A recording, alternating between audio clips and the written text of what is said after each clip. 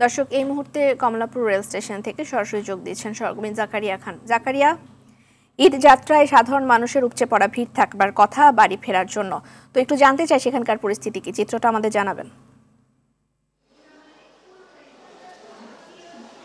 জি রেদওয়ানা, সকাল থেকে কিন্তু কমলাপুর রেল স্টেশনে আমরা ছিলাম এবং সকাল থেকে এখান থেকে প্রায় 25টি ট্রেন এখন পর্যন্ত ছেড়ে গিয়েছে।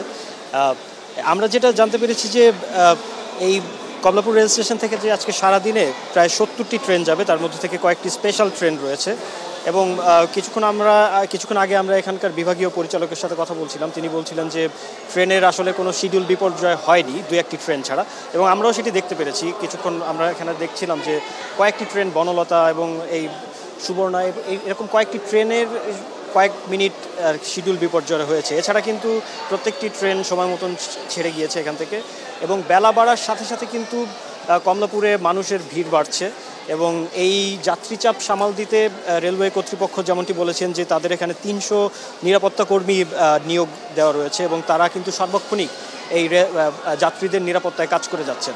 এবং আরেকটি বিষয় যেটি আমি বলতে চাই, কিছু যাত্রী বলছিলেন যে রেলওয়ে টিকিটিং সিস্টেমের এবং সার্ভারের কিছু কিন্তু ঝামেলা রয়েছে, যে জন্য তারা যখন টিকিট কাটতে গিয়েছেন এবং যখন থেকে ঈদের টিকিট ছাড়া হয়েছে সাথে সাথে কিন্তু টিকিটগুলো শেষ হয়ে যায় এবং এর কারণে কিন্তু অনেকেই টিকিট কাটতে পারেনি। এবং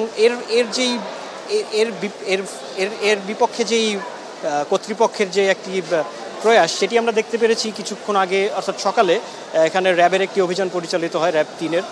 সেখান থেকে কিন্তু 6 জন টিকিট কালোবাজারিকে তারা ধরতে সক্ষম হয় এবং তাদের কাছ থেকে বিপুল পরিমাণের মোবাইলের সিম জব্দ করা হয়, যেই সিমগুলো দিয়ে তারা কিন্তু অনলাইন থেকে আগেই এই টিকিটগুলো কেটে ফেলেছিল।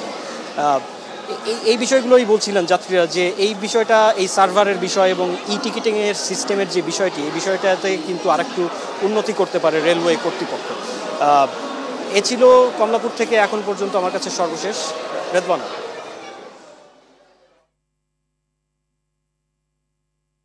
জাকারিয়া, আপনাকে ধন্যবাদ।